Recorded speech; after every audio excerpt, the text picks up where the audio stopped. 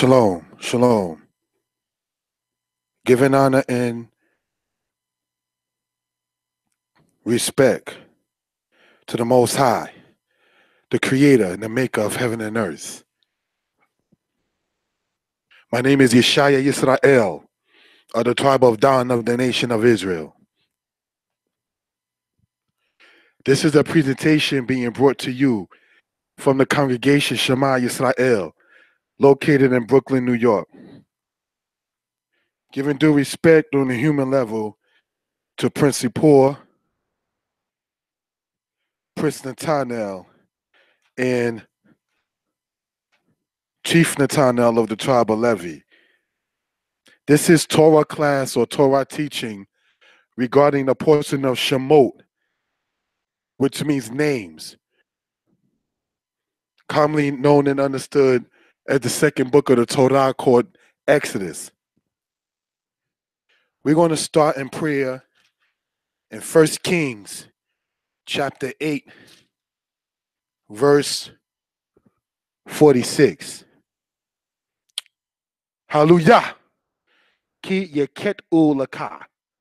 Ki ein adam ashalo ke keta wa anav tabam. On tatam lefne oyeb.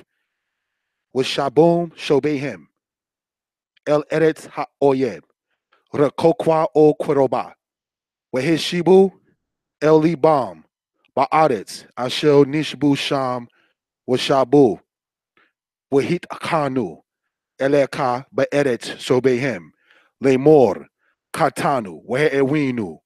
Rashanu, Washabu Eleka, Bakola Babam, Ukav Nasham, Ba'edit Obehem, Asho Shabu Otam, Wahit Palu, Eleka, Derek Arazam, Ashana Tata La Abotam, Ha'ir Asho Bakorata, Wahabayit Asho Baniti, Lishmeka, Wa Shamata Hashamayim Mekon, Sheep Teka, Etefelatam.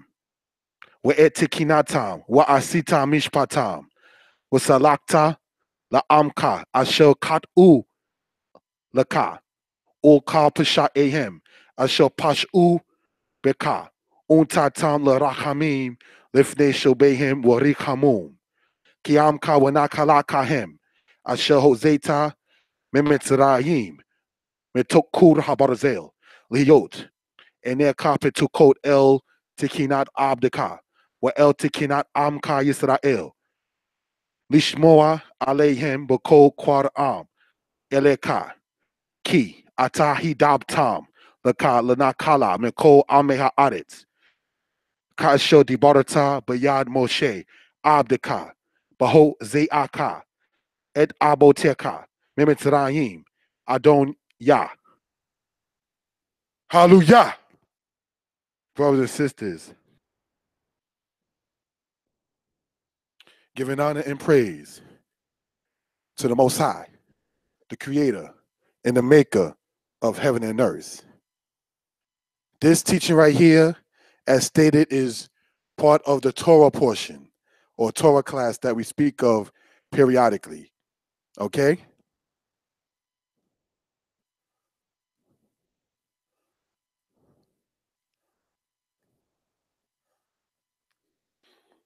The book of Exodus, chapter 1, verse 1 through 6, verse 1.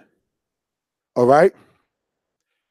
The portion called Shemot means names or names of. It picks up after the death of Joseph when the Israelites are still in the land of Egypt. This concerns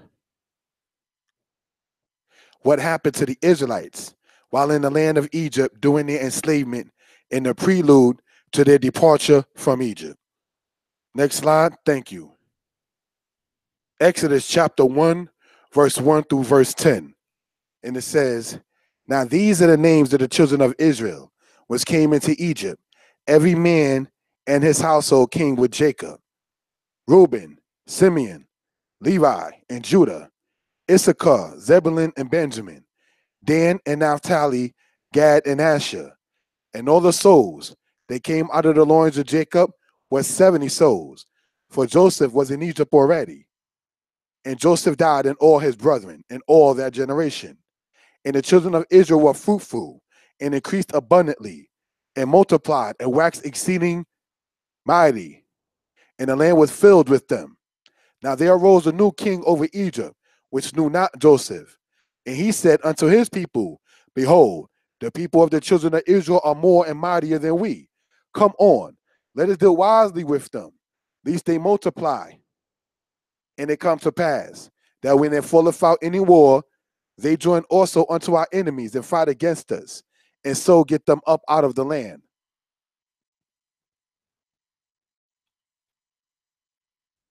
Brothers and sisters, that right there is from the book of Exodus, chapter 1, verse 1. Now, yesterday, which was Hebrew class number 11, Reading Hebrew for Mastery, part 3, which is on this channel, I explained the definition of the 12 tribes of Israel. So one can refer back to that video if they care to. What's going on right here is in their own day and time in the book of Exodus is what we can call in modern times a new world order.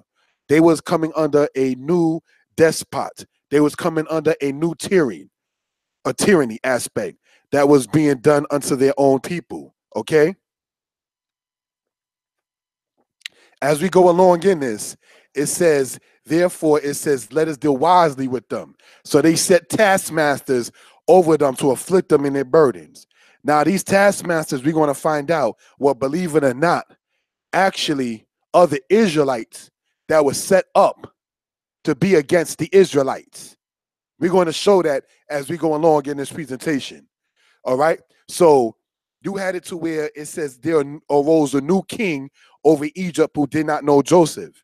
Now, we can't take Manetho's Egyptian chronology king list and then say every time there was a new dynasty that had to been correlated to when we see here in the scriptures as far as it goes with there being a new king.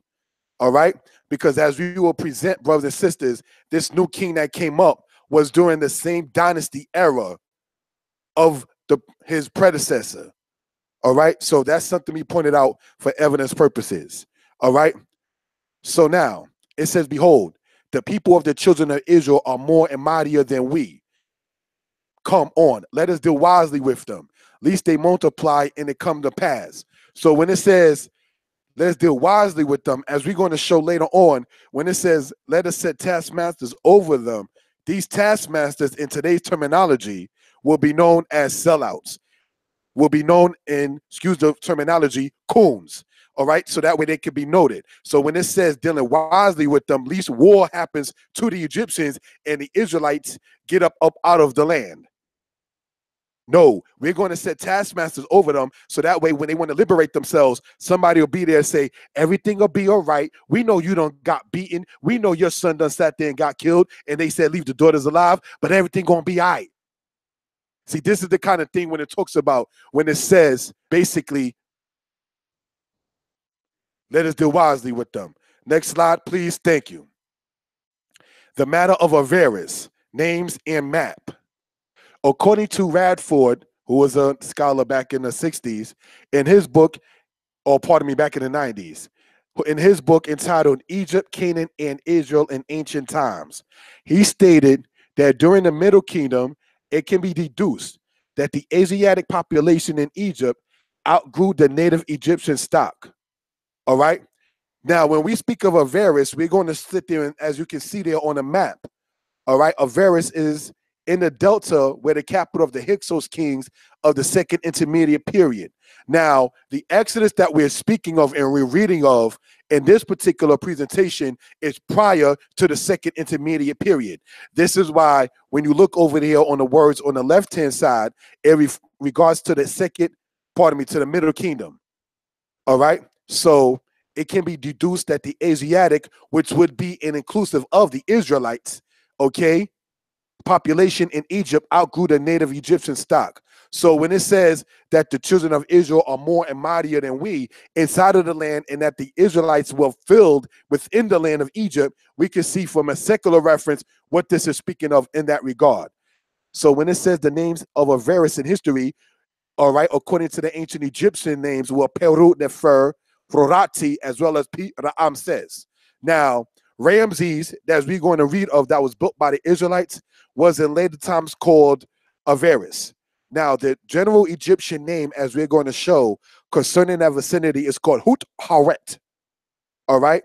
So these are just things we want to be noted. So the land that was called Hut Haret was also called Rawati, was also called Peru Nefer, was also referred to as Pi Ramses. These were the same names for the same land which the Israelites actually had to be in, also known as Avaris, known by different names at different times of history. So these are things we just want to point out in that particular regard. So when you read about the Israelites in the Delta in northeastern Egypt, it is talking about in a vicinity that you see right there in the map. All right. Next slide, please. Thank you. Asiatics in Egypt. Terminologies regarding the Asiatics, that is to say, the Western Asiatics, varied inside of Egyptian language, such as the Setu, the Amu, Retenu, and the Jahi. The term Sem, which many of us are more familiar with, the term Sem is the Greek from the word Sem, Shem. Sem is the Greek. Shem is the Hebrew. All right? So Sem is the Greek and Shem is the Hebrew. All right? Sem is the transliteration of the Hebrew word Shem. All right, so this is something we want to point out for edification purposes. What you're looking at, brothers and sisters, on the right-hand side is a picture of one of the people, as you can see there in a colorful coat, right? That is one of the distinguishing marks that they sit there and say is of the Asiatic people going into the land of Egypt. You will not find, in most cases, in Egyptian artwork where the native Egyptians themselves are dealing with cattle. If you remember in Genesis, it says that it was an abomination for the Egyptians to eat with the Hebrews. The Hebrews, in part, were known as being shepherds, even in what is referred to as the conscious community, where they can sit there and try to disrespect the house of Israel. Oh, they were just a bunch of goat herders, not realizing that while you're talking about Africa, there's a tribe in Africa such as the Fulani, all right, that extend from Senegal all the way to modern Sudan of today, that's good in cattle. So this is just something to be pointed out for evidence purposes. So remember, it says that Joseph had a coat of many colors, or that is to say, katonet pasim. Pasim in Hebrew means stripes, from the Hebrew word pas. All right, the Hebrew word pas, okay, I want to spell it as such in the comment board, means stripe. So pasim means stripes. So when you read in Genesis about Joseph's coat of many colors, it is saying a coat of stripes. All right, that was one of the distinguishing dressing styles that the ancient house of the Israelites, as well as other people of the Levant, had. So this is something we want to show in regards for edification purposes. All right, thank you. Next slide. Exodus chapter 1, verse 1 through verse 14. Therefore, they did set over them taskmasters to afflict them with their burdens. And they built for Pharaoh treasure cities, Pithom and Ramses. But the more they afflicted them, the more they multiplied and grew. And they were grieved because of the children of Israel. And the Egyptians made the children of Israel to serve with rigor. And they made their lives bitter with hard bondage, in mortar, and in brick, and in all manner of service in the field. All their service wherein they made them to serve was with rigor. Now, this is something to be pointed out for edification purposes, because it distinctly says a couple of things, brothers and sisters, and that is the Israelites built for the Egyptians treasure cities, cities in which they kept their treasures at. Cities that the Israelites were being made to build, but then could not sit there and reap immediately then offer the benefits of it. Treasure cities, Pithom and Ramses. Now, in Exodus chapter 1, verse 11, when we read about Ramses as a name, that is not to be identified or confused with Ramses the Pharaoh who ruled in Dynasty 19. All right, so this is something we want to point out for edification purposes. All right, so this Ramses that you see here in the book of Exodus is referred to in writing styles and in collegiate aspect as an anachronism. The Bible, the scriptures, does that periodically. For instance, when you read about the war that Abraham had in the book of Genesis. It says they went as far as Dan in the time of Abraham, yet the tribe of Dan did not exist then. So it's using what is referred to, you can look this up, anachronism. All right. Now, when you're dealing in that particular thing and in that particular aspect, let me break it down for in this case. I'm in Brooklyn, New York. The place that I'm in currently right now is the same place that the native Indians, pardon the term Indians, the native people of this place, refer to this area here as Canarsie. That's what the people called themselves in the area here where I'm currently at in Brooklyn, New York. All right. Now, there and write something, I will sit there and say, I am in the land of Brooklyn. The Native Americans that lived in Brooklyn, but there were no Native Americans in the place that is called Brooklyn at that particular time. They was in a place that they called Canarsie. You see, so this is just something to be pointed out once it comes down to understanding what an anachronism is. It says what? But the more they afflicted them, the more they multiplied and grew. And they were grieved because of the children of Israel, meaning that the Egyptians were grieved because of the house of Israel. And the Egyptians made the children of Israel to serve with rigor. And they made their lives bitter with hard bondage, in mortar and in brick, and in all manner of service in the field. Why does that become important in verse 14 when it mentions mortar and brick? When you read about brick and mortar, or in certain cases, some people use what's called slime in that regard, is in the book of Genesis when they were sitting up there building the Tower of Babel with the bricks in that regard.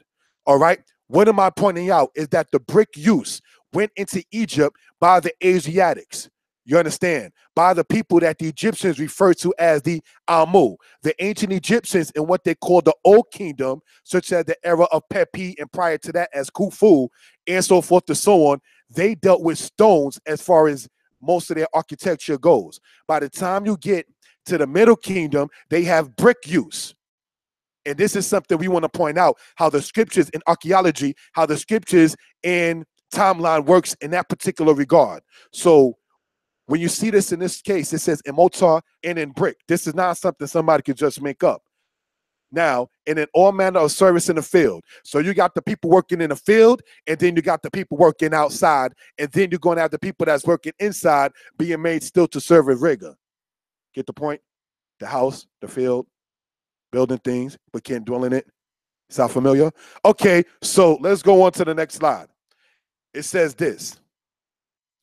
Pithom is Pir Atum in Egyptian, which is one of their treasure cities that was dedicated to their god Atau or Atum. All right. Ramses is Avaris, which was before it was called Ramses. It was called Hut Wawet. All right. And then it says the Egyptians made the children of Israel to serve with rigor. The Hebrew says this. Wa Ya'abidu Mitzrayim. Et bnei Yisrael b'farek. Now, pardon the fact that I didn't color code this one, but when it says bifarek, if you've been following the other 11 Hebrew lessons online, you should be able to see what I'm talking about. But it's the last word in that sentence, but the first Hebrew word on the second line. Always remember in Hebrew is read from right to left.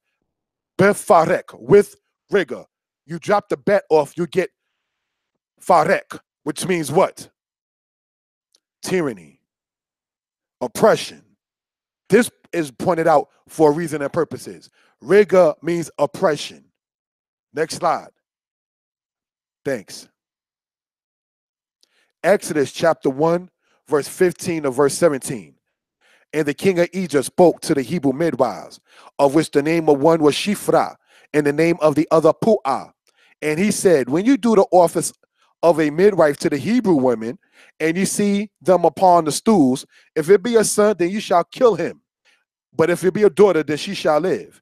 But the midwives feared Elohim, and did not as the king of Egypt commanded them, but saved the men children alive. So what can be gleaned in this particular regard? You have it to where the oppressor is telling the people, well, okay, when the Hebrew women giving birth, when y'all sisters are giving birth, if it's a male child that comes out, slay him. If it's a female child, let him live. What can be gleaned from this, brothers and sisters, is what? The ancient Egyptians were already into the practice of slaying children that they did not want. This is not just a new concept that particular Pharaoh just came up and popped up in his head. All right? When you go into archaeology, for instance,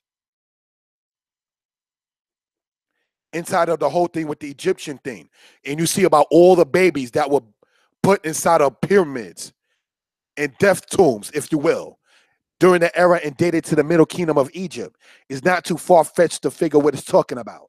For those who do deal and subscribe to the book of Joshua, it says that the ancient Egyptians used to sit there and put the Israelite babies inside the pyramids so that way they'll be slain within the pyramid bricks and the pyramid walls and so forth.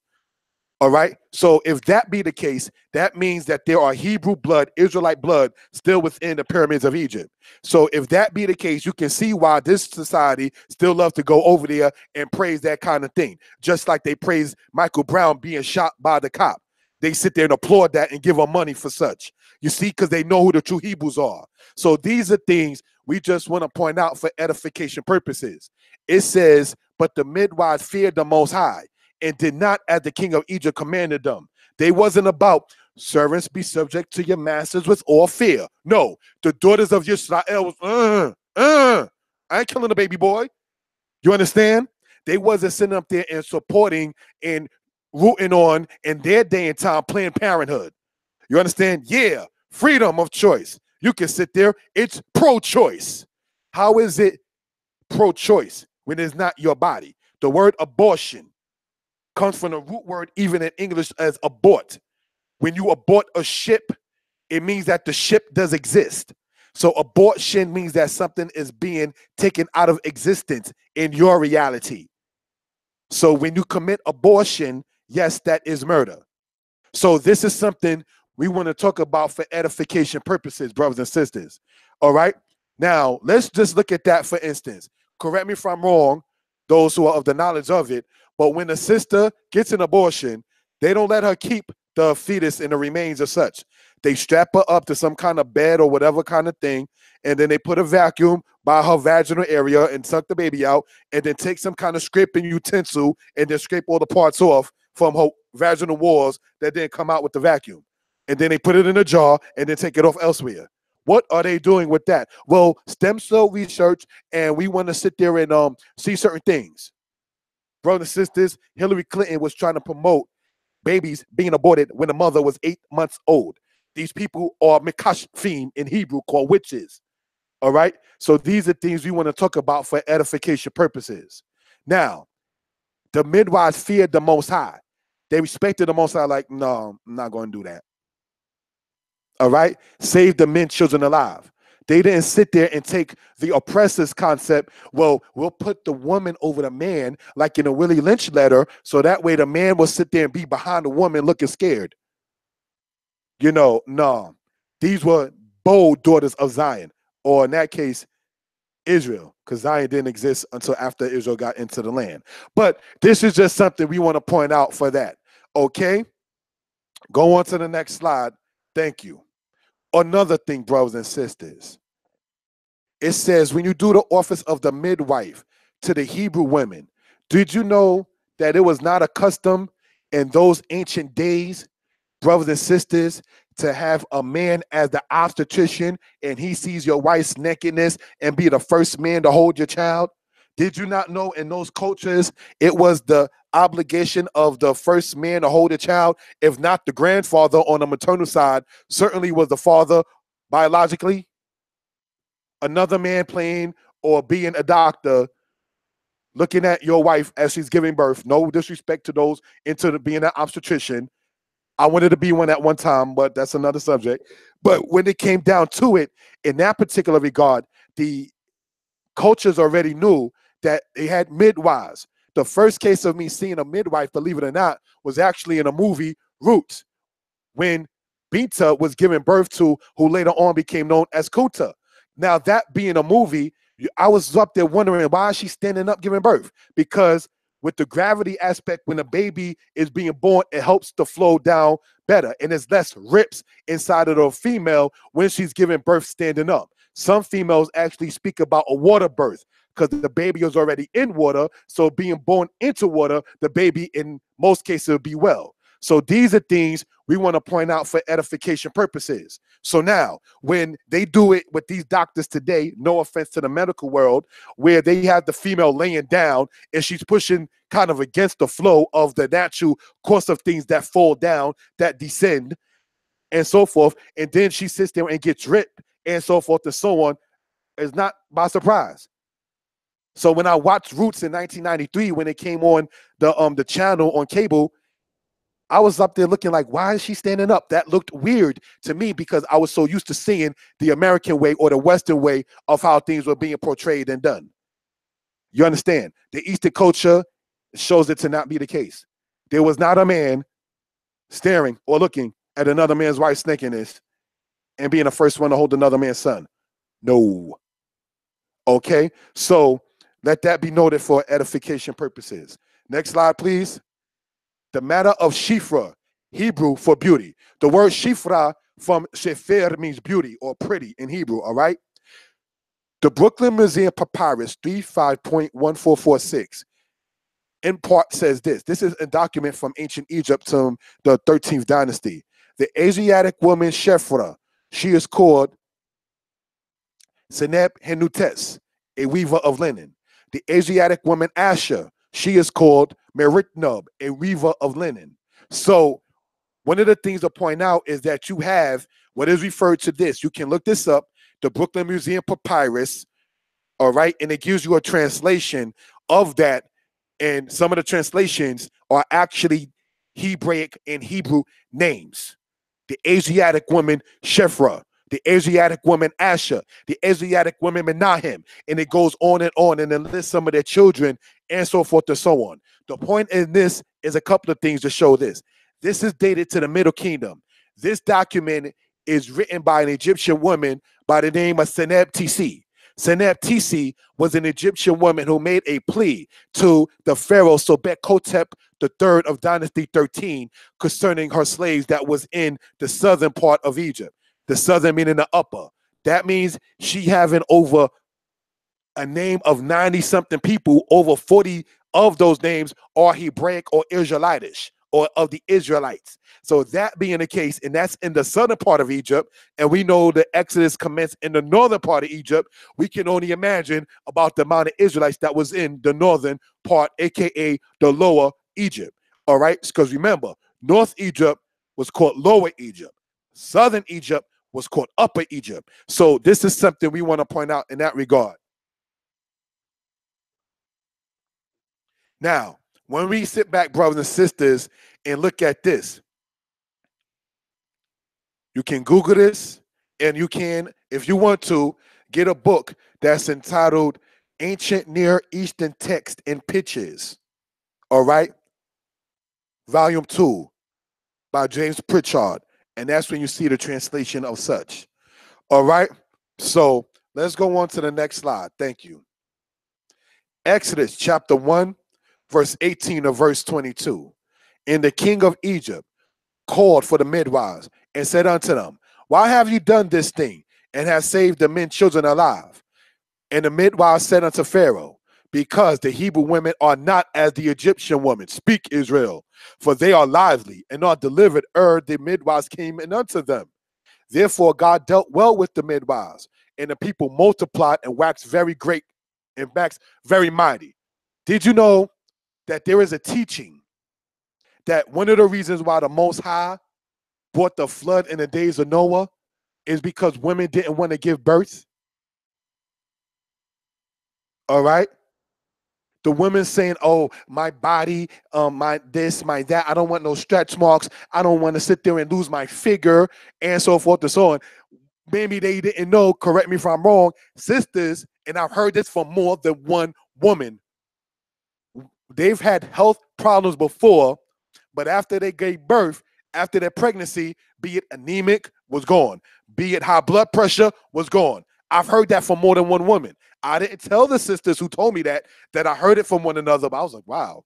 So these women who want to sit there and pursue their career, no offense intended, not saying you shouldn't get any kind of livelihood, but when you put that over the natural aspect of just wanting a baby and being a mommy, that is a problem. You understand?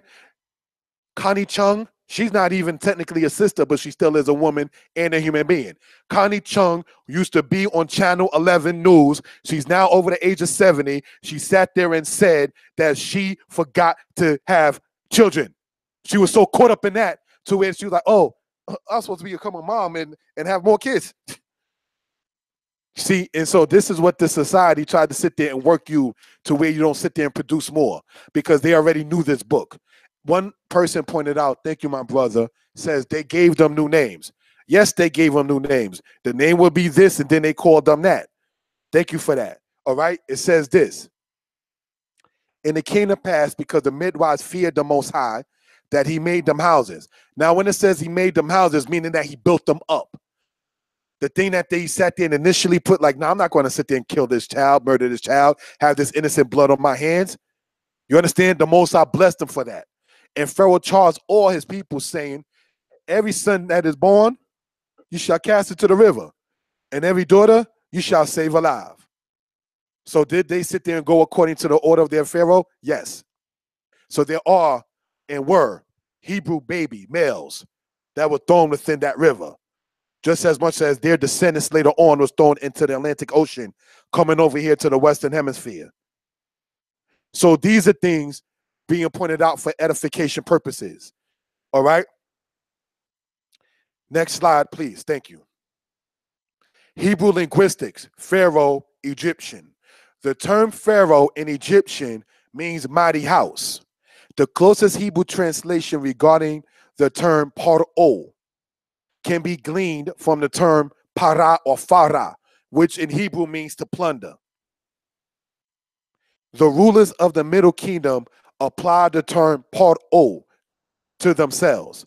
The pharaohs we read in Exodus 1 is during the era of dynasty 12 to 13 of Egypt, during the Middle Kingdom of Egypt. So let me explain in this regard. When you read about the Israelite enslavement in the book of Exodus, this is a basic, not a day-to-day, not a hour-to-hour situation. It's giving you a timeline of the major aspects that happened during the enslavement of the people, just as much as our enslavement of our immediate ancestors over here. They give you the highlights of certain things once it comes down to talking about such a matter. All right. So this is something we want to point out for edification purposes. Okay. So now it says para in Hebrew, meaning to plunder. That word there also means to grow wild, to be crazy, something that's uncouth or unkept. You understand? So that's something we want to point out in that particular regard. Okay. The rulers of the Middle Kingdom applied the term Pharaoh to themselves. The kings of Egypt prior to that used to call themselves a Kuti, spelled in English as K-U-T-I. All right? But the word Pharaoh in Egyptian means mighty house, but they called themselves that during the era of the Middle Kingdom of Egypt, and certainly during the time of the New Kingdom of Egypt under Thutmose III. So this is something we just want to show for edification purposes. All right, next slide, please. Exodus chapter 2, verse 1 through 6. And there went out a man of the house of Levi, and he took a wife, a daughter of Levi. And the woman conceived and bare a son. And when she saw that he was a goodly child, she hid him 3 months. And when she could no longer hide him, she took for him an ark of bulrushes and dubbed it with slime and with pitch, and put the child therein. And she laid it in the flags by the river's brink. And his sister stood afar off to wit what would be done to him. And the daughter of Pharaoh came down to wash herself at the river. And her maidens walked along by the riverside. And when she saw the ark among the flags, she sent her maid to fetch it. And when she had opened it, she saw the child, and behold, the babe wept, and she had compassion on him and said, this is one of the Hebrews' children. All right. So there's a couple of things too that can be gleaned out of this right here. There went out a man of the house of Levi and took a daughter of Levi. One thing to point out in that regard is this. You did have Israelites and Egyptians at that time mixing with each other and having children with each other. But the person that stands out is the brother and sister that stayed with their own. That's one thing, okay? It says, and the woman conceived and bore a son. And when she saw that he was a goodly child, she hid him 3 months. So it wasn't a thing of trying to sit there and we're going to sit there and kill the baby and so forth and so on. And no, brothers and sisters. And when she could no longer hide him, she took for him an ark of bulrushes and dubbed it with slime and with pitch and put the child therein and laid it by the flags in the flags by the river's brink, meaning the Nile River. All right. So, and it says his sister stood afar off to wit what would be done to him. So, one of the things to collaborate the statement from earlier, the portions we read in Exodus regarding the Israelite enslavement, it is speaking, brothers and sisters, about the Israelites in Egypt, but giving a timeline about the actual main events. Let me give an example. It says they went out a man of the house of Levi and took a daughter of Levi. But the son that they already had children prior to this son being born. But the son being born, as we know, is later on known as Moshe or Moses. So he is a star in this. So Miriam being conceived and sired wasn't a main event in the book of Exodus, but Moses' conception and siring was. This is the point to point out once it comes down to that. When the mother of the baby saw, she already had 2 children. Aaron is older than Moses, and Miriam is older than them both. You understand? So, but this child right here that was being born is given more attention. This is what I wanted to point out, because Exodus showing the aspect of the enslavement of the Israelites, it gives highlights. Okay, so now going into this part right here. And the daughter of Pharaoh came down to wash herself at the river, and her maidens walked along by the riverside. And when she saw the ark among the flags, she sent her maid to fetch it. And when she had opened it, she saw the child, and behold, the babe wept. And she had compassion on him and said, this is one of the Hebrews' children. In other words, brothers and sisters, the daughter of Pharaoh had compassion over her father. You understand? But she still said, this is not a biological Egyptian. Nationalism. Get the point? Okay, so this is something we pointed out for reference purposes. Next slide. The river and the Hebrews. The river is the Nile River, called Yeor in Hebrew, and called Iter or Iteru in Egyptian. One of the Hebrew children, says the book of Exodus. Hebrew were called in Akkadian Habiru, and the Egyptian is known as the Apiru. All right, so this is just certain things we want to point out in that regard. Okay, according to Alan Gardner in his book, Egypt of the Pharaohs, we read this. Like the figures quoted for the Shasu or Bedouins and for the Koreans, who may derive their name, later extended to all Palestinians and Syrians. All right, remember, Palestinian and Syrian are modern terminologies applied to some of those ancient nations. Immediately preceding, there is a reference to the Habiru, a much discussed term, which we cannot afford to ignore. A few years ago, it was confidently asserted that these people were identical with the Hebrews of the Old Testament, but this is now denied by all but a few scholars. It is, however, generally accepted that they are to be equated with the Habiru, better Habiru, of the Amarna tablets, apparently a generic term for outcasts or bandits, belonging to no fixed ethnic groups. In Egyptian texts, they appear as Asiatic prisoners employed in stone quarries. So this is what we want to point out in that regard. The site that I got from there, as you see, Egypt of the Pharaohs, is a book that was written by a guy named Sir Alan Gardner. You can also get that book online. Now, he stated there that the Habiru is known to scholars, some yes, some no, as the Hebrews of the Old Testament. So when they try to sit there and say, there's no way that can sit there and possibly be, brothers and sisters, emphatically, that is incorrect. So these are things you just want to show for edification purposes. All right? So it says what?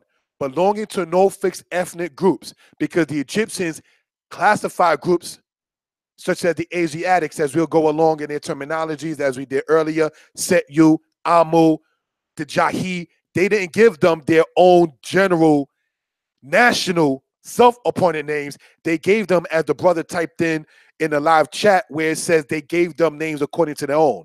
So these slaves, or these people who were made to become servants, I want to explain this. A person who's made to become a servant is a slave.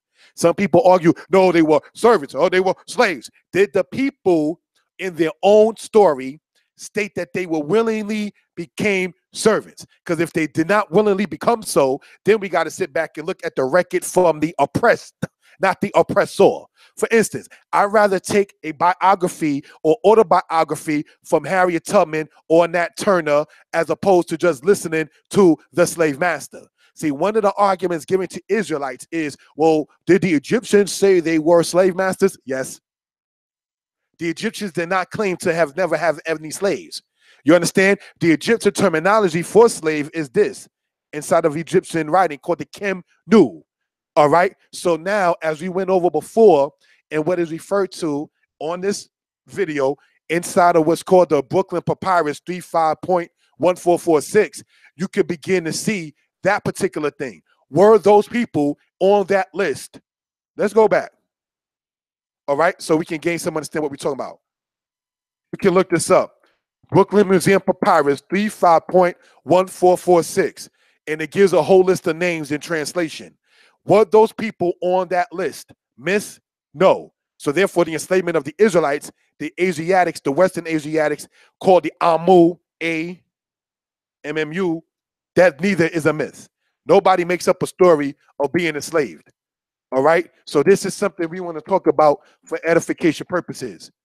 Okay, so brothers and sisters, getting back, okay, into this particular regard, it says belonging to no fixed ethnic groups. In Egyptian texts, they appear as Asiatic prisoners employed in stone quarries. Brothers and sisters, employed in stone quarries. The argument given to Israelites when we cite this is, well, they had employment, so how could they be enslaved? Brothers and sisters, the black people who built the White House were employed by their indigenous or first slave masters, and the slave masters paid the other slave masters to have their slaves done work. See, I want you to understand what's going on. Because one of the arguments given to us as Israelites is, well, if it says there, and this is your citation, that it says they were employed, then how can they possibly be slaves? The same way the white man paid other white men for black people to sit there and build the White House.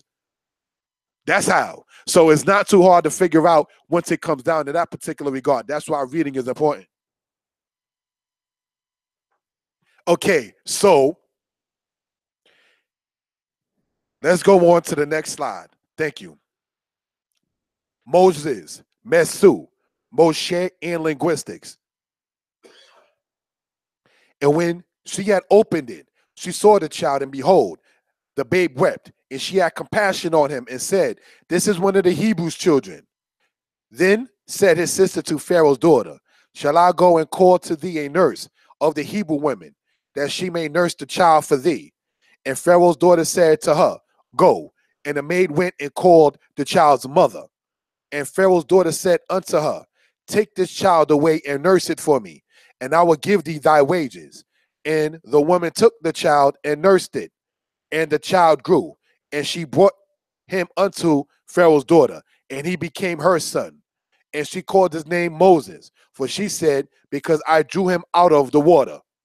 All right, now, brothers and sisters, it said, and the child grew, and she brought him unto Pharaoh's daughter, meaning Moses, he grew up to a certain age, and he became her son. So Moses was adopted into the house of their oppressors.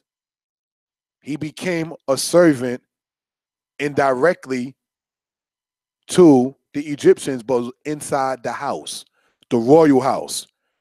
In slavery times in Britain, they used to sit there and have what they call parliament. You see this in the movie Amistad, where they were serving the minister from Spain and the guy that was playing president, Martin Van Buren and so forth and so on, when they were being served food and everything by the black people. Same thing that was shown in the movie Django. Those people was just as much slaves as those who were in the field.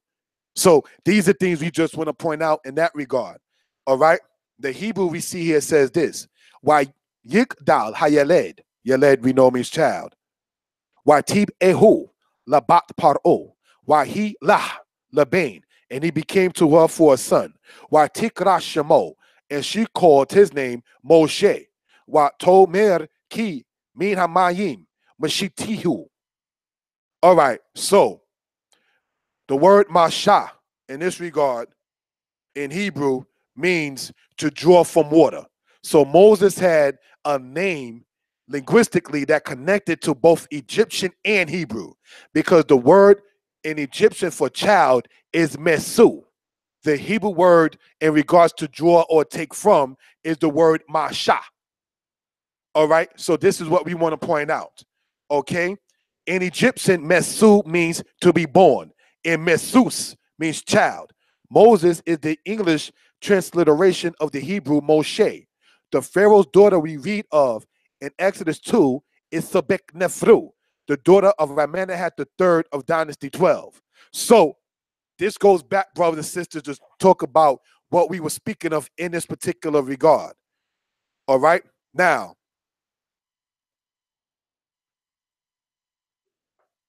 the book of Exodus, as stated, once it comes down to speaking about the Israelites and their enslavement in there, is given highlights. Okay, so this is not day one, day two, as we're going to go on in that particular regard. Okay, next slide. Thank you. Exodus chapter 2, verse 11 through verse 15. And it came to pass in those days when Moses was grown, that he went out unto his brethren and looked on their burdens. His brethren, nationalism, and looked on their burdens, which means what? If he was a Coon or a Sambo in that regard, he would have just want to stay up in the palace. Oh, those ain't my people. I'm good here. In today's terminologies, you know, they all good. Some of them I eat. You understand? But Moses had a different mindset. And the Most High saw his heart prior to Moses even knowing his own heart. So as we're going to see, let's go on. And it came to pass in those days when Moses was grown, that he went out unto his brethren and looked on their burdens. And he spied an Egyptian smiting a Hebrew, one of his brethren. See, it says brethren 2 times in that verse. Brothers. We're going to see what unity is. And he looked this way and that way. And when he saw that there was no man, he slew the Egyptian and hid him in the sand. And when he went out the second day, behold, 2 men of the Hebrews strove together. And he said to one that did the wrong, wherefore smitest thou thy fellow? And he said, who made thee a prince and a judge over us? Intendest thou to kill me as thou killest the Egyptian? And Moses feared and said, surely this thing is known. Now when Pharaoh had heard this thing, he sought to slay Moses. But Moses fled from the face of Pharaoh and dwelt in the land of Midian. And he sat down by a well. So, what's going on here in this particular regard? We can glean some things out of this. Because a lot of times when they try to debate or speak in regards against the house of Israel, oh, Moses, he went in, he murdered a man, and then he was on the run. You sound like the white man of Virginia talking about Nat Turner. That's not what happened. It tells you here what happened. Okay? It says this. And it came to pass, meaning it happened, when Moses was grown, that he went out. He left from his comfort zone inside Masa's house. Okay? And it says he went out unto his brethren and looked on their burdens.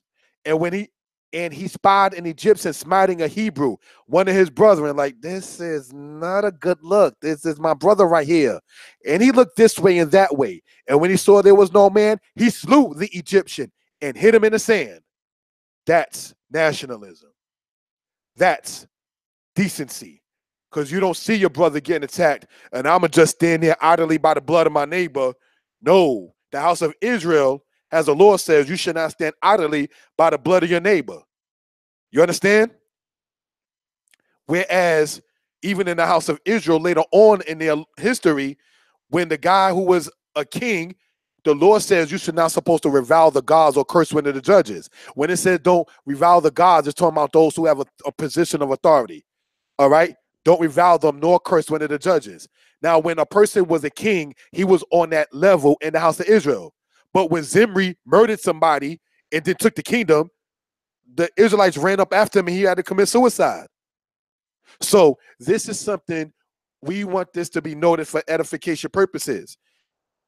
All right? Now, okay. Right. I was going to get into that in regards to the extent about their kingdom and as far as Midian and Saudi Arabia. I didn't get to that part as of yet. But thank you, my brother, for the comment. But what we're going to get into right now and discussing this part here is this. And it says, and he looked this way and that way. And when he saw that there was no man, he slew the Egyptian and hid him in the sand. And when he went out the second day, behold, 2 men of the Hebrews strove together. So what's going on in this regard is this. You got, while the people were being oppressed, they were still fighting among themselves. What does that sound like? Who organizes the Bloods and Crips? Who organizes gangs among your own people while you're still being oppressed? What that sound like? Who does this fit? Who does this seem to be? You're already being oppressed. They're already talking about slaying the males of your own people and leaving the daughters alive. But yet, you got 2 males still able to find time in the midst of their oppression to fight one another. Amazing. Okay. And Moses said, wherefore smitest thou thy fellow? And he said, who made thee a prince and a judge over us? This is in verse 14, the coon speaking, the Sambo speaking, all right? Who made thee a prince and a judge over us? You going to kill me like you killed Massa? That's what he's saying without saying those words. You killed an Egyptian. I'm just a lowly N-word. We're going to sit there and keep it clean. So I know you don't think about my life because you killed somebody who is boss man. Did you know I remember people, our people, so-called black people, that actually sat there and said, I feel so nice when a white person takes time out of their busy schedule to come and sit down with me to talk at a party. Like, what? You feel comfortable and more accepted. This is what you call the illusion of inclusion. You understand? When they come and they spend time with me because they're lowering their standards for a lowly N-word as myself. That's sickness of the mind. That's what we see here in verse 14. So when we go back and it says, let's deal wisely with them. That was the Willie Lynch thing back in those days at times. You understand? So it says what? Intendest thou to kill me as thou killest the Egyptian? Like, yeah, I know what you did. I saw you. I saw you. I'm going to report you. And Moses feared and said, surely this thing is known. Because if you're going to tell me when I was defending our brother against our oppressor, I know good and well that you are a brother only in blood, but not in spirit. There are people like that. They are brothers only in seed and blood, but not spirit. The spirit of the person in Exodus 2, verse 14, is the one that eventually found out or let it be known this. And when Pharaoh heard this thing, and I'm going to go and tell Massa, you know, because you ain't supposed to do that to a boss. You know, you work with people like that, don't we? We work with people like that. I'm going to sit there and tell, if you're doing your job, then how do you see anything else? It's because your job is to be the fool and the Sambo. That's why. And there's nothing new under the sun. You had the coons back then running around to go and tell them Massa is the same thing that was being happening in the South and the West Indies and in even our present day and time in 2018. You understand? So these are things we just want to sit there and point out for edification purposes. All right? So let's go on. It says that Moses fled from the face of Pharaoh and dwelt in the land of Midian, and he sat down by a well. For him to be able to flee from the face of Pharaoh, it doesn't only mean his direct, immediate presence, but meaning from the presence of his lieutenants, sergeants, governors, satraps, deputies, and officers. Meaning that he was able, being already raised among the Egyptians, he knew which way to go, which way to not to go in order to be able to escape. So the geographic aspect of how wide the Egyptian empire and kingdom was, Moses already knew how to wiggle his way up out of that. So this is something we want to point out in that regard. Next slide. Thank you. Moses, defender against slavery. Moses defended his people, a sign of a true leader. One who sees the oppression of his people will want to defend his people. Nat Turner, like Moses, saw his people oppressed and struck the oppressors. Nat Turner and his company killed over 50 people. In the movie Colombo, you can see this even on YouTube, based on the Maroons in Brazil, the leader is shown killing an oppressor of his people. His name was in that movie Gangazumba. In the Bible, Yael, in the book of Judges, is stated to have killed an oppressor of her people. The man's name was Sisera. What am I pointing out? The people who slay their oppressors get recognition and get respect. That's just Harriet Tubman. The people who want to say, I want to go back south, you don't get recognition. The Most High removed Saul, as we spoke before, in the teaching regarding that particular matter. The Most High removed Saul because he did not sit there and take vengeance for the blood of his own people. You understand? Whereas Moses shed blood for his people. He was known not for shedding his own people's blood, like Jeroboam and Rehoboam in the battles and the civil wars that happened back then. Those aren't heroes. Moshe was a hero. Jeroboam and Rehoboam in a constant battle between them, that's not being a hero, going against your own people like that. You understand? So this is something want to be pointed out. All right? So let's go on to the next slide. Thank you. Moses and the Midianites. Now the priest of Midian had 7 daughters, and they came and drew water and filled their troughs to water their father's flock. And the shepherds came and drove them away. But Moses stood up and helped them and watered their flock. And when they came to Reuel, their father, he said, how is it that you are come so soon today? And they said, an Egyptian delivered us out of the hand of the shepherds, and also drew water enough for us and watered the flock. And he said unto his daughters, and where is he? Why is it that you left the man? Call him that he may eat bread. And Moses was content to dwell with the man. And he gave Moses Zipporah his daughter. And she bore him a son. And he called his name Gershom. For he said, I have been a stranger in a strange land. Nationalism. And it came to pass in the process of time that the king of Egypt died. And the children of Israel sighed by reason of the bondage. And they cried. And their cry came up to Elohim by reason of the bondage. And Elohim heard their groaning. And Elohim remembered his covenant with Abraham, with Yitzchak, and with Yaakov. And Elohim looked upon the children of Israel, and Elohim had respect unto them. Abraham, Isaac, and Jacob. The Most High said that he is the God of Abraham, Isaac, and Jacob, and that is the name that needs to be known throughout all generations. We're going to get to that part. But this one thing I wanted to point out as well is this. It says, and it came to pass in the process of time, in verse 23, which solidifies the statement that I was making before about this right here in the book of Exodus and the Israelites' enslavement is giving you a time aspect of the major events that occurred. You think only one person is among the Israelites that was beaten at that time? No, but that was a major event from the author's perspective. Moshe. This is what we want to point out for edification purposes. All right, now another thing to point out, and they came to Reuel, their father. Reuel means Reu, as we went over before, like Reuben means behold the son. Well, Reuel means behold El, which is God. All right, their father. That's not saying that their father was God. All right. I'm just letting it be known about the translation of the name.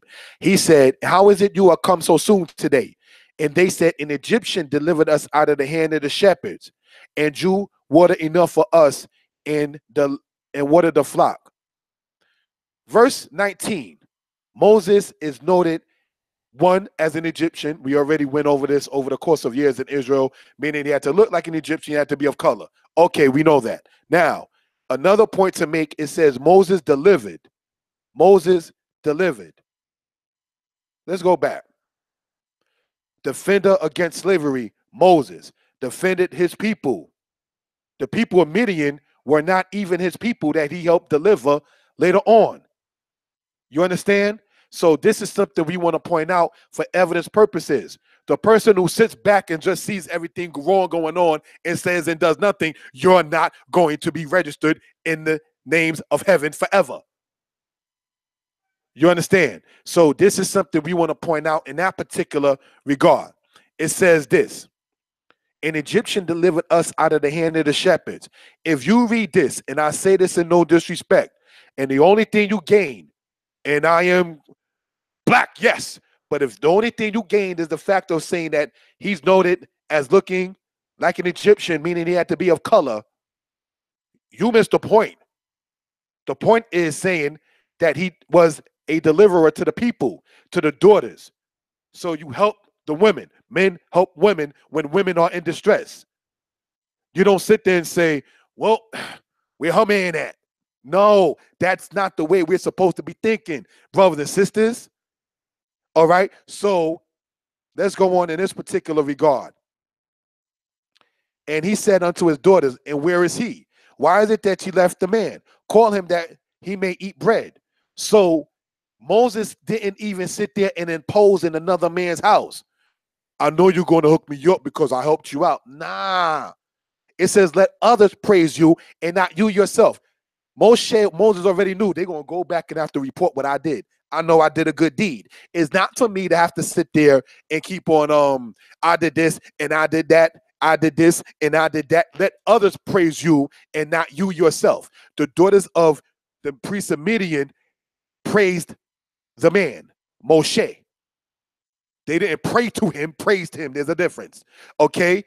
And so once it comes down in that particular regard, then it says, why did you leave the man? Call him that he may eat bread.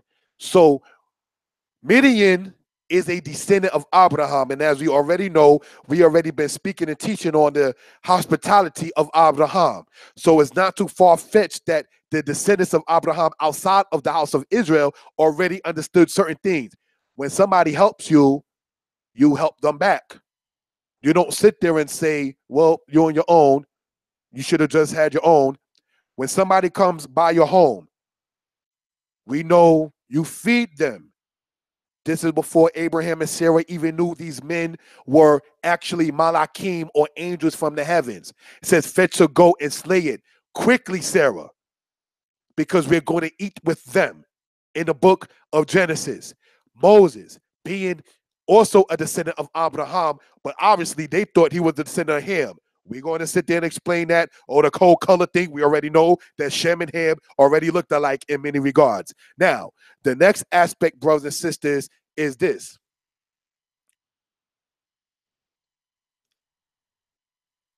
It says what? And Moses was content to dwell with the man, and he gave Moses a Zipporah, his daughter. As stated, this is showing the main events. It's not like he just went in there on the so-called Tuesday, for instance, helped them against the people who were messing with them, with the flocks and everything, and then Wednesday night he's married. No, things take time. Things take time. Things take time. One of the things that happen in many relationships today is because people try to rush it. Take time. Don't be a slacker. Don't be a backslider, but do take your time in moving forward. Move forward and take time. Don't become stagnant and don't become a backslider. It talks about the backslider in the house of Israel in the book of Jeremiah. So it shows you the character in that regard. Okay? And Elohim heard their groaning. And Elohim remembered his covenant with Abraham, with Yitzchak, and with Yaakov.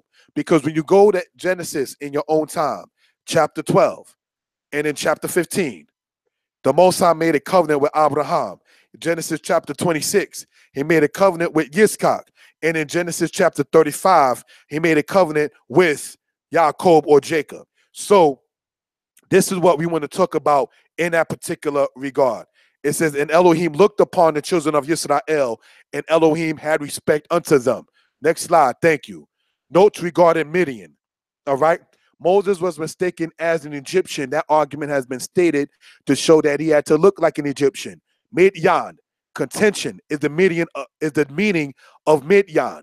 The land of Midian is in modern Saudi Arabia. So when you look at the map on the right-hand side where it says land of Midian, Moses is coming from the land of Egypt or North Egypt and had to go all the way over there into the land of Midian in that regard, fleeing from his oppressor.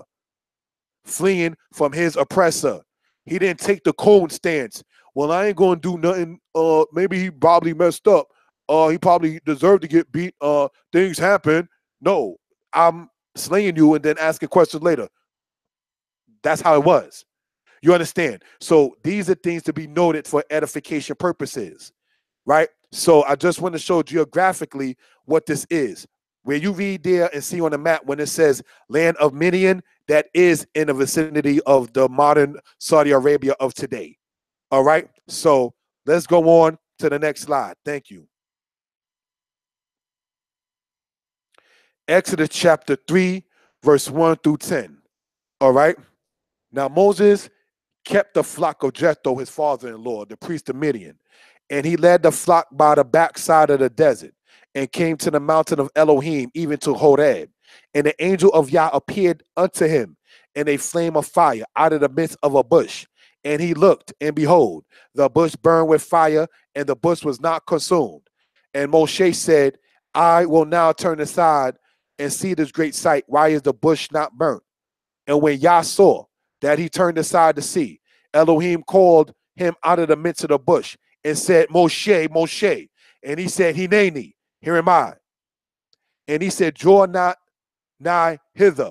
Put off thy shoes from off thy feet, for the place whereon thou standest is holy ground. Moreover, he said, I am the power. I am the God of your father, Elohe Abraham, Elohe Yitzchak, Elohe Yaakov, the God of Abraham, the God of Isaac, and the God of Jacob. And Moses hid his face, for he was afraid to look upon Elohim. And Yah said, I have surely seen the affliction of my people which are in Egypt, and have heard their cry by reason of their taskmasters, for I know their sorrows. And I am come down to deliver them out of the hand of the Egyptians, and to bring them up out of the land unto a good land, and a large, unto a land flowing with milk and honey, unto the place of the Canaanites, the Hittites, and the Amorites, and the Perizzites, and the Hivites, and the Jebusites. Now, therefore, behold, the cry of the children of Israel is come unto me, and I have also seen the oppression wherewith the Egyptians oppressed them. Now come, therefore, and I will send thee unto Pharaoh, that thou mightest bring forth my people, the children of Israel, out of Egypt. What can be gleaned from this? There's a couple of things. Let's first state this. In verse 2, when it said the angel of the Lord, it's not Jesus Christ. Okay, some people try to sit there and say that's what it is. That's not what that is. All it says is angel of Yah, messenger of Yah. To try to put a name on that messenger of Yah is severely adding to the scriptures. Okay, next thing is this also. Now Moses kept the flock of Jethro, his father-in-law. He had an occupation. He didn't just sit there and get the man's daughter as a wife and say, you know what, I'm good.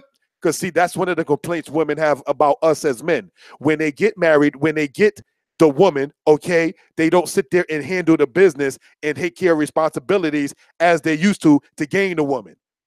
You follow? There's a lot of complaints from women about that. Like, you used to do all of this stuff before you got married, and now you got married, you just sit there and just do nothing because you sit there and think that a divorce is bad and shouldn't happen.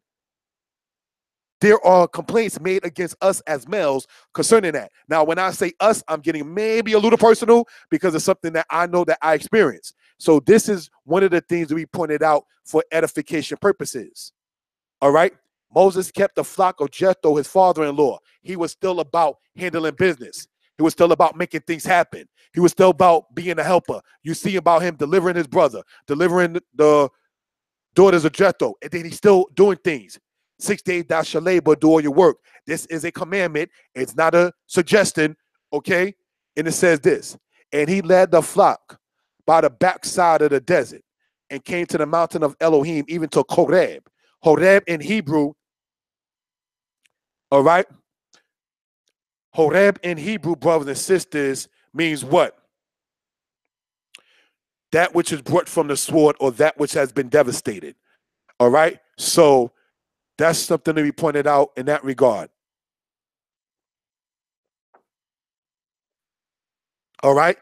And the angel of Yah appeared unto him in a flame of fire out of the midst of the bush. Now, Moshe was a couch potato in layman terms, just sitting back. I'm just enjoying my marriage. I'm happy. I mean, he wasn't about his business. The Most High would not work with him. Laziness is not good. Solomon spoke about that. You can tell the signs of it when you go, no offense, attending to somebody's house. Dude or lady, you're lazy. It talks about that in Proverbs when you went by the man whose house have shrubs all over the place. Like, you don't take care and cleanness. You don't order these things correctly. This is disorganized. All right. So it says this. And Moshe said, I will now turn aside and see this great sight, why the bush is not burnt. And when Yah saw that, he turned aside to see. Elohim called unto him out of the midst of the bush and said, Moshe, Moshe. And he said, here am I. And he said, draw not nigh hither. Put off thy shoes from off thy feet. Is this where people can get the understanding? Don't come in my house with your shoes on that you walked all over the place with? Perhaps. All right? For the place whereupon thou standest is holy ground. Now, I remember in Kosher when I was a little boy, the Moreh there, may he rest in peace, Moreh Yosef, used to have it to where the shoes that we wore on the 2 train, the 5 train, the BX41 bus or whatever else bus was around, all right, they had us remove those shoes, and he had certain size shoes made for certain peoples to go into the place where the praise and the worship was done. All right? So this is what that is in that case. In Hashaba, it was a common thing that the shoes that you wore throughout the week is not the same shoes that you wore into the camp on Shabbat. They had the Shabbat shoes, and then you had your regular shoes. And don't be a child getting caught playing with those Shabbat shoes. We're going to move on. Okay? And it says this. And Moshe said, I will now turn aside to see this great sight. All right, we're going to jump down, to verse 6. Moreover, he said, I am the God of thy father, the God of Abraham, the God of Yitzchak, and the God of Yaakov. And Moshe hid his face, for he was afraid to look upon Elohim. And Yah said, I have surely seen the affliction of my people which are in Egypt. So this is why one of the things we have sit there and done, we put our heads down when we sit there and pray to the Most High. Some Israelites sit there and close their eyes when they sit there and pray to the Most High. Some, as it says, why ye flew al penehem, and they fell on their face and prostrate before the Most High. Okay, so we want that to be noted. And it says this. I have surely seen the affliction of my people which are in Egypt, and have heard their cry by reason of their taskmasters, for I know their sorrows. Brothers and sisters, do you know Israelites have been saying we don't cry out enough? We're too comfortable. What are we going to be delivered from? I got my 401k. I got my career. I got my job. Everything. I'm paying my bills. I'm handling my business. Now, I'm not saying be a sluggard and just cry out all day long. I'm not saying that. But as the children of Israel, like Moses' mother was made as a nurse in that particular regard, you were still a captive or being oppressed, but you still knew that you just don't neglect other responsibilities. And this is what unfortunately happens in certain cases in what is referred to as the so-called conscious community. I'm not going to do anything because, the white man, he ain't hiring. And no, Israel, that's not the way of the people. So let's sit there and have this to be noted for edification purposes. Let's go, if we will, to Proverbs chapter 26, verse 13 so we can glean some understanding of what we're talking about. All right? Proverbs chapter 26, verse 13, and it says this.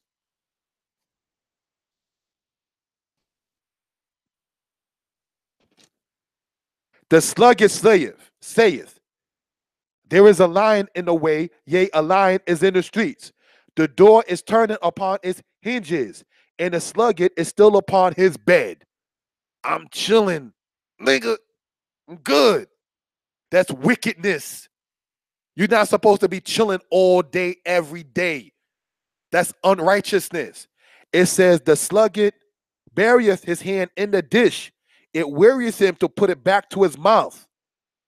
Put your hand in a dish. Now I got to actually sit there and eat this? I already did that. You know, there are men who complain about those kind of things. I did my part. I'll take care of my kids. You're supposed to take care of your kids, your children, your seed. You understand? Let your children praise you for being a good father. You don't sit there and expect that from the mother of the child. You expect that from the children themselves, if anything. So this is something we pointed out for edification purposes, brothers and sisters. Then it goes on to say, the sluggard is wise in his own eyes. There's 7 men that give a wise answer. Brothers and sisters, the sluggard is wise in his own eyes. You see, I can't do this because of this, and I can't do this because of that. And this isn't going to happen for me because of this situation right here. And then this is going to go down because of the matter over there. And I can't do the matter concerning the thing there, you know, because I don't know. I don't know. I know that you're giving excuses. You understand? Moshe became a leader. He wasn't about excuses. He was about getting things done and asking the Most High, as we said earlier in the prayer, was salakta otam, and will you forgive them? The Most High is the one who gives the excuse for our iniquities. Not we give excuses for when we want to backslide and not take care of our business. You understand? This is things that we can glean and get out of these kind of subject matters concerning this kind of aspect. Now, it says this. I have surely seen the affliction of my people which are in Egypt, and have heard their cry by reason of their taskmasters.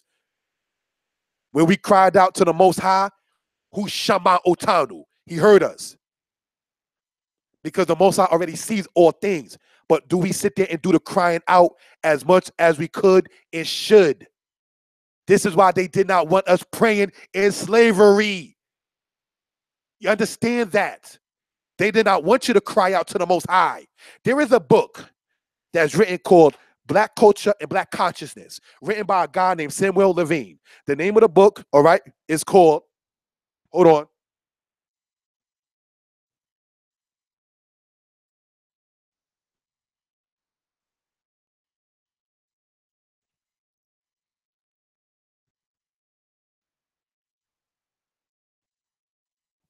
That's the name of the book, Black Culture and Black Consciousness. In that book, it is recorded about the slaves in the South that was beaten for praying. They did not want you to call out to the Most High. There were instances, as recorded in Roots, the book, as well as other sources, where the people used to fill a pot with water and pray within it so their prayers won't be heard by the slave master. So much for the black man being atheist on the slave ship. You're wrong. You understand? Because even in a Hollywood version movie, which we understand to have a lot of truth in it, the people in Amistad were saying, Yahweh, Yahweh, Yahweh. They was calling to the Most High. And that's in a movie. So the point to bring it out in that particular aspect, the point to bring out in that particular regard, brothers and sisters, we were not atheists as a people. The word atheist comes from the Greek word meaning without, understood in the English dictionary meaning without the belief or saying that there is a God or a higher power. If you understand anything about the tenets of atheism, it's basically saying, well, laziness. We were just talking about laziness. Well, how come God don't feed them? Because the Most High gave you that power to feed them. That's why. Well, there's hungry people in the world. God doesn't feed them. Do you have the ability to feed them from the Most High? Deuteronomy says Yah gives man wealth to be able to strength to get the wealth. What do you do with that is the question. You understand? So while you're waiting for something to fall from the sky, meanwhile, you got the ability that already came to you from the Most High to be able to help someone else. That is the tenets of atheism. That God doesn't do anything. Meanwhile, you have the ability to be able to sit there and help people yourself, but you won't help people yourself. You see, so these are things to be pointed out in that particular regard. Now, therefore, behold, the cry of the children of Israel is come before me, for I have also seen the oppression wherewith the Egyptians oppressed them. Now come, therefore, and I will send thee unto Pharaoh, that thou mayest bring forth my people, the children of Israel, out of Egypt. Remember that for when we go into Exodus later on, that the Most High claimed Israel as his people. Next slide. Thank you.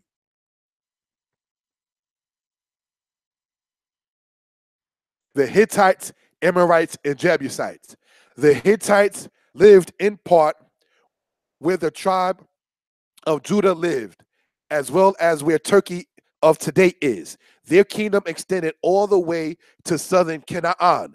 The Amorites, said by some to be white people, however, that is not accurate.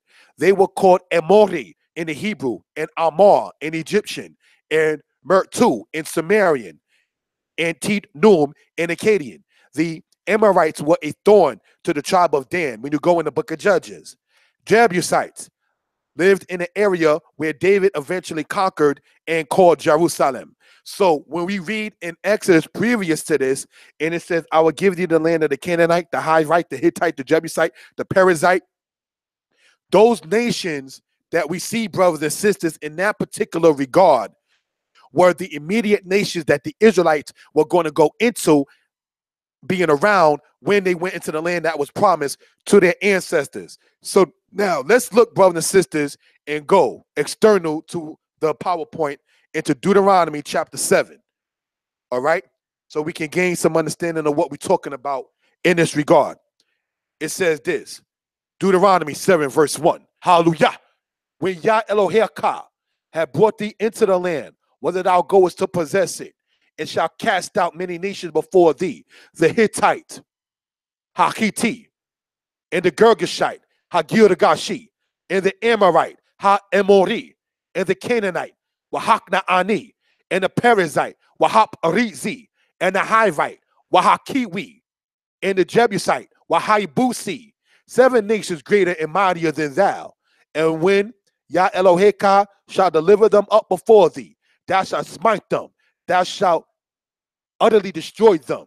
Thou shalt make no covenant with them, nor show mercy unto them. One of the arguments given concerning Deuteronomy 7, verse 2 is, what kind of God will tell you to go to and slay? Is a God of war. Yah is not a punk. Okay, then it goes on to say, neither shalt thou make marriages with them. Thy daughter thou shalt not give unto his son, nor his daughter thou shalt not take unto thy son.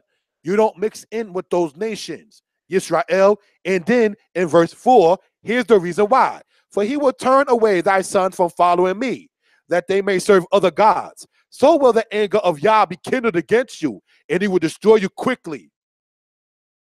Brothers and sisters, Deuteronomy chapter 7, verse 1 through verse 4. When it says don't make marriages with them, don't take their daughters to your sons, and don't give your daughter to their sons, it gives you the reason why. Because you're going to go and serve their other gods. See, an Israelite in their right state of mind is not going to be induced by another Israelite in his or her right state of mind to sit there and deal with their gods. Because there's only one God, Yah, Elohim, in Israel. So Israel don't have that problem like the Egyptians had, saying, well, what God do we call on for what? Oh, if you're in this nome, you got to call this one. And when you're in this city, you got to call on this one. Be you in Beit El or in Jerusalem, you still calling on the Most High, Yah Elohim. Whereas in Egypt, it was different.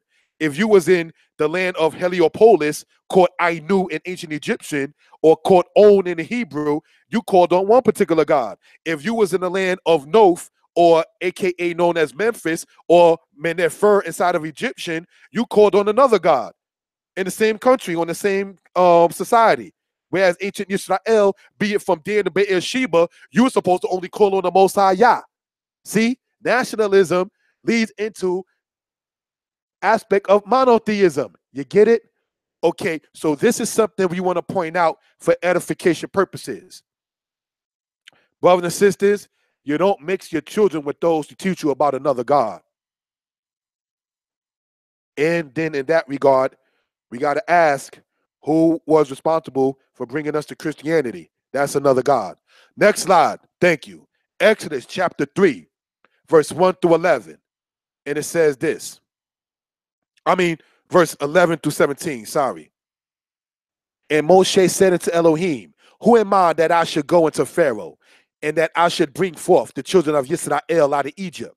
And he said, certainly I will be with thee, and this shall be a token unto thee, that I have sent thee. When thou hast brought forth the people out of Egypt, you shall serve Elohim upon this mountain.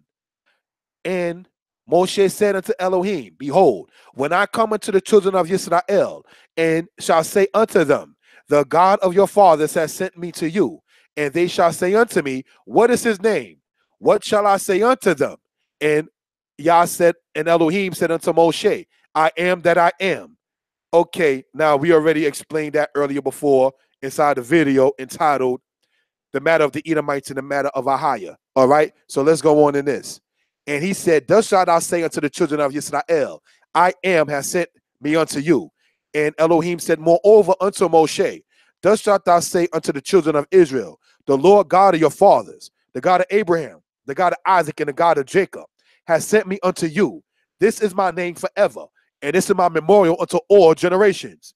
See, in verse 15, it says his name to all generations is to be known as the God of Abraham, the God of Isaac, and the God of Jacob. Go therefore, go and gather the elders of Israel together, and say unto them, the Lord God of your fathers, the God of Abraham, of Isaac, and of Jacob, appeared unto me, saying, I have surely visited you and seen that which is done to you in Egypt. And I have said, I will bring you up out of the affliction of Egypt unto the land of the Canaanites, and the Hittites, and the Amorites, and the Perizzites, and the Hivites, and the Jebusites, unto a land flowing with milk and honey. All right, so as pointed out before in the other lesson about I am that I am in Hebrew, is really said as Ehyeh Asher Ehyeh, which means I will be that which I will be. Okay, now when you go into that, in that regard, the Most High saying he will be what he will be. He became, when you go in the book of Numbers, the God of Israel by bringing them forth out of the land of Egypt. God and Elohim, God being Elohim in Hebrew, meaning power. All right, so these are things we just want to point out for edification purposes. All right, so go on to say this. Go and gather the elders of Israel together and say unto them, the Lord God of your fathers, the God of Abraham, the God of Isaac, and the God of Jacob, appeared unto me, saying, I have surely visited you and seen what is done unto you in the land, done to you in Egypt, done to you in the land of your oppression. And you know why? Because the people cried out. That's why.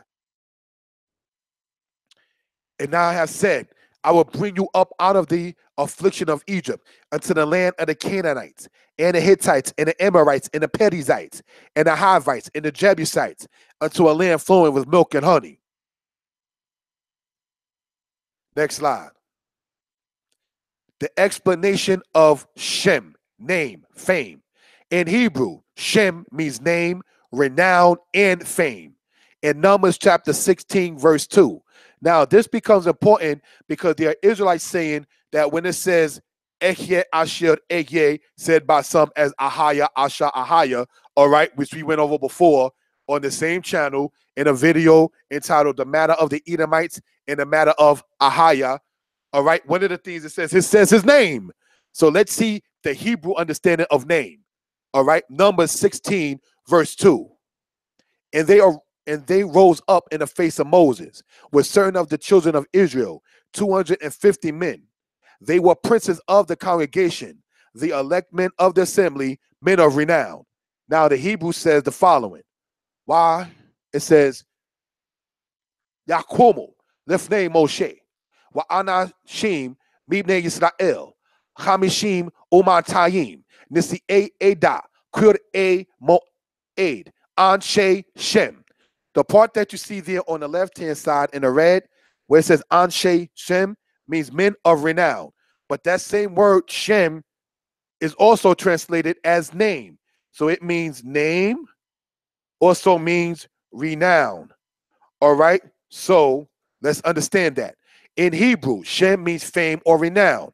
First Kings chapter 4, verse 31 says this. And David said, Solomon, my son, is young and tender, and the house that is to be built for the Lord must be exceeding magnificent of fame and of glory throughout all countries. I will therefore make preparation for him. So David prepared abundantly before his death. All right. So this is something we want to be pointed out for edification purposes. The Hebrew there says what? Wayomira David Shalomo Benina Arwarak Wahabayit Libno La Yehovah Lahagdil Lamalah Lashem Ut Tif Eret. The once again color coded, the part that you see there in the red is Lashem, meaning for fame or for renown. Anshe Shem means men of renown. So Shem means name, fame, or renown. So when it says the name of the Most High is jealous, when you go to Exodus chapter 34, when you see the name of the Most High as the Lord of hosts, these are things that he's famous for. He is the God of renown. That's what it's talking about in that particular regard. All right. So these are things to be noted for edification purposes. Next slide. Thank you. Exodus chapter 3 and 4.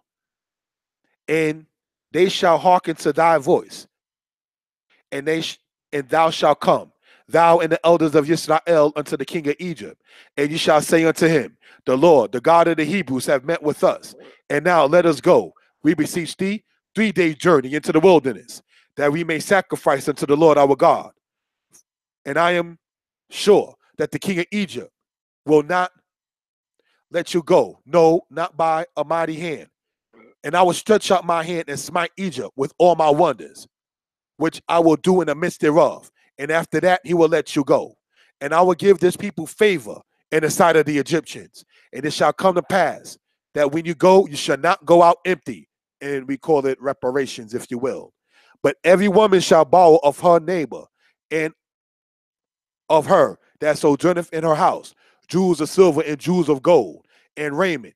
And you shall put them upon your sons and upon your daughters, and you shall spoil the Egyptians. So these are things we just wanted to point out in regard for edification purposes, brothers and sisters. All right. It says in Exodus chapter 3 that they are to, it says what? Borrow of her neighbor. The Hebrew word there says sha'al. The word sha'al means ask. All right. So it means to ask or to borrow. Okay. So they didn't steal the things out of the Egyptians. It said jewels of silver and jewels of gold, and you shall put them on your sons and daughters. In today's terminology, we refer to that as reparations. So when the Israelites left out of Egypt, they didn't leave empty in that regard. All right. The book of Exodus chapter 4, verse 1 through 9 and 4 through 10 through 11. Those verses I put there on the right-hand side of the PowerPoint so you can begin to read that in your own time. All right. Next slide. Thank you. We're going to go to Exodus chapter 5, verse 1 through verse 5. And it says this.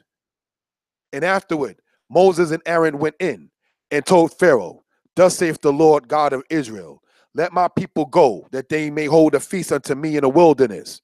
And Pharaoh said, who is Yah, that I should obey his voice and let Israel go? I know not Yod-Heh-Wah-Heh, nor will I let Israel go. And they said, the God of the Hebrews has met with us. Let us go, we pray thee, 3 days' journey into the desert, and sacrifice unto the Lord our God, lest he fall upon us with pestilence or with the sword.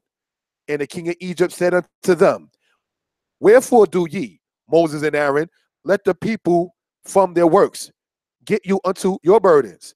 And Pharaoh said, behold, the people of the land now are many, and ye make them rest from their burdens. In other words, Moses and Aaron, handle your business, go to work like you're supposed to be doing, like with the rest of your people, and get up out of here with that. Essentially, that's what the Pharaoh was saying.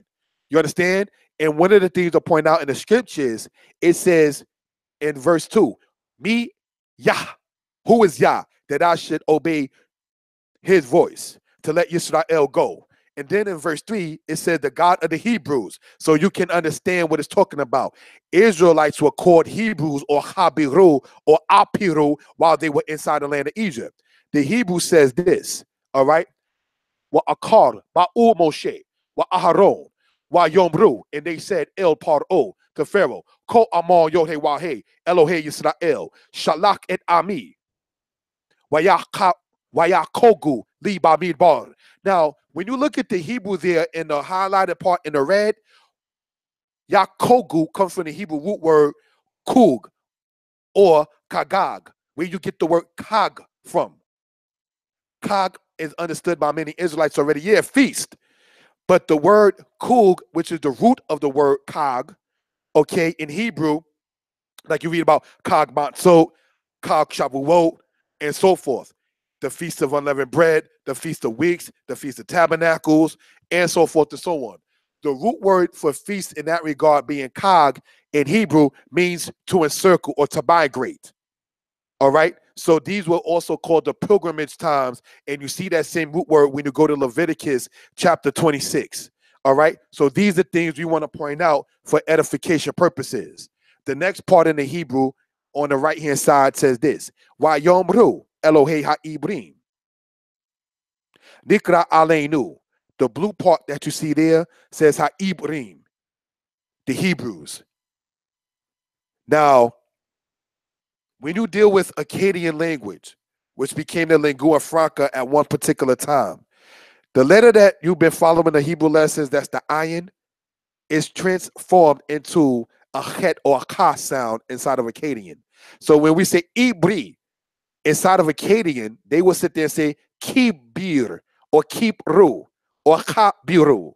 So the ah sound with the ayin aspect, okay, when you put it inside of Akkadian aspect, becomes a KH or a strong CH sound. So this is something we want to talk about in regards to translations and transliterations from one language to the next. That must be noted for reason and purposes. All right? There was nobody in history in their own culture and society named Nebuchadnezzar. Nebuchadnezzar is the biblical name for the Babylonian existed king named Nebu-Irazud. So this is something we pointed out for edification purposes. All right, so let's go on to the next slide. Thank you. Exodus chapter 5, verse 6 through verse 19. And Pharaoh commanded the same day the taskmasters of the people and the officers, saying, these are the Israelites that was already set up. Remember, set over them taskmasters. Let's show what we were talking about earlier. And it says, you shall no more give the people straw to make brick, as heretofore. Let them go and gather straw for themselves. And the tale of the bricks, which they did make heretofore, you shall lay upon them. You shall not diminish aught thereof, for they be idle. Therefore they cry, saying, let us go and serve our God. Let their more, verse 9, let their more work be laid upon the men, that they may labor therein, and let them not regard vain words. Now, these men more than likely were the sons that were not killed, all right, by the midwives that you read of earlier.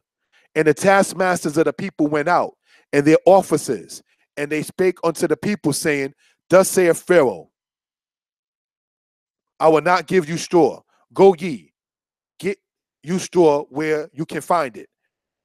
Yet not aught of your work shall be diminished. So the people were scattered abroad throughout all the land of Egypt to gather stubble instead of straw. And the taskmasters hasted